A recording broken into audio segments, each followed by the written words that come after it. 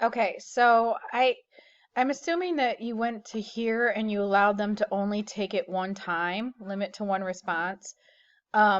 If you didn't, then they can take it again. They can take it multiple times. They just use the same link and take it over again.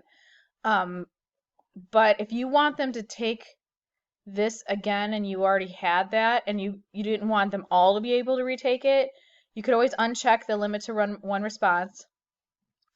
Or I do I make a copy. So like you can just right click on it, hit make a copy, and then send them the link. It's just a new form. So that's how I do it every year instead of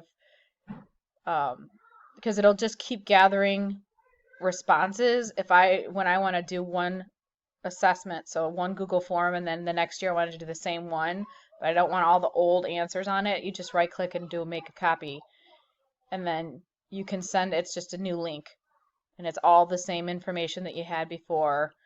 And you can go up here and limit the one response or not. I always collect their email addresses. Please let me know if this is what you're looking for.